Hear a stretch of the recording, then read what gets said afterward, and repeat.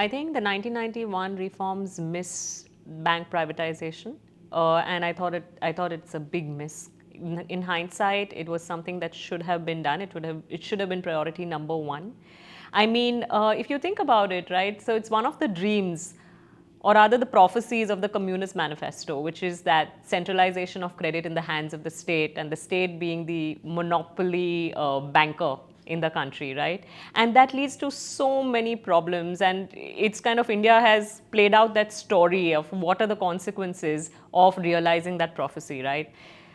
I think the reason why bank privatization was important in 1991 is because if we look at these 30 years since then, what we see is, number one, it was a huge disservice to the depositors. So right from a big issue like the financial soundness of such banks. So, what you see is that the government has the power to appoint management, the auditors, etc. And that many of those posts are left vacant for a very long period of time. Many of them actually have candidates who wouldn't have been on the board of any bank that, from the perspective of prudence. So right from the decision making structure to the service levels, I think public sector banks were a huge disservice to the depositor.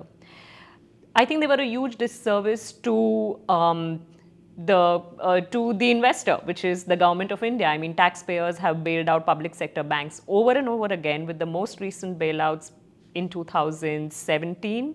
And I don't think there is any count of how many bailouts, what is the volume of these bailouts, what is the opportunity cost of investing that same money in building infrastructure or doing other things for the country, and for no good reason, right? I mean, people know how well run banks are operated, and there is no reason that we would have degenerated into that kind of an outcome.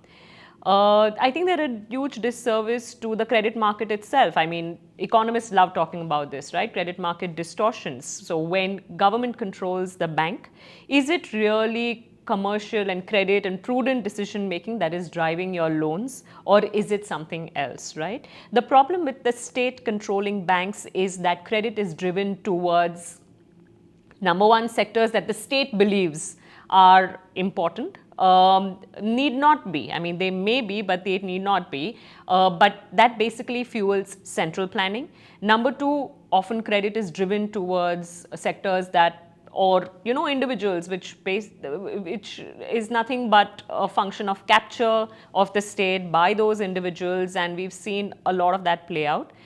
And finally, I think it was a disservice to the borrowers themselves. And this is where I think the biggest sort of argument is against privatization of banks. It is believed that privatization of banks actually led to huge financial inclusion at a level that wouldn't have happened if banks wouldn't have been taken over by the state. And I would like to disagree with that, because if we just take a step back in history, in 1955, we actually nationalized the Imperial Bank, which is now the State Bank of India, right?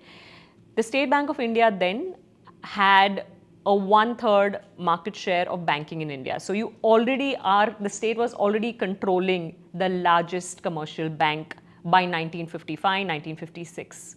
There was a bunch of amalgamations of banks that were operated by princely states, and those banks also got absorbed into this imperial bank, the State Bank of India. And so by 1960, we are already in a situation where the state is the owner of the largest commercial banking network in India, right?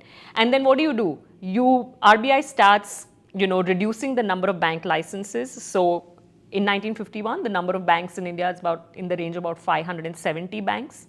By 1960, we had about 92 banks. Okay, so the state is the controller of the largest banking network, and you're not giving new licenses. And maybe that is what led to slower financial inclusion.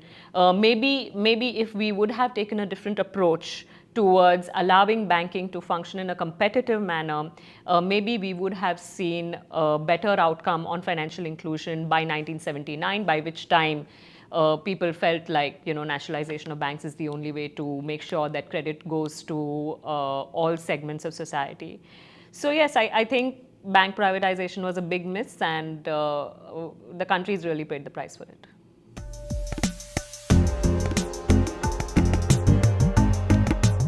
So in 2023, I think I wouldn't say bank privatization is the one reform that's needed today, because I think now the only way to do this is just to increase the market share of private sector banks, and hopefully that should bring down the impact, the deleterious impacts of public sector banks on all of us.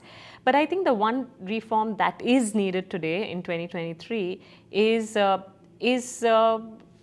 judicial services delivery, right? So, and I don't know if you would call this a reform, but it's more a reorientation of attitude towards courts. So we've always seen justice delivery as a sovereign function, but actually a lot of sovereign functions are measured like they are held up to the standards of any service delivery. So for example, today if I don't get my welfare benefit on time, I'm going to hold the government accountable for, you promised me 5,000 rupees in my account, I'm a farmer, it didn't come on time, and I'm going to hold the government to account for that.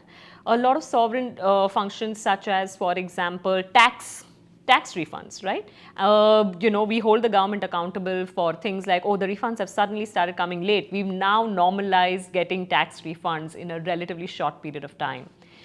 If we look at justice and courts in the same way, right, we still view justice as something that's, you cannot question why the judge is not taking up your matter on the day that he's scheduled to take it up, right? So even, right, once you actually start seeing justice delivery as a service that is rendered by the sovereign, you are more likely to take a much more user-friendly attitude towards courts. What does that mean? It means that today we talk of courts in terms of aggregate pendency numbers, how much time does it take to dispose of cases, how many cases have been pending. But when a litigant enters the judicial delivery system, he doesn't care about the pendency of that court. He doesn't care about whether there's a judicial vacancy. He cares about when will his hearing happen.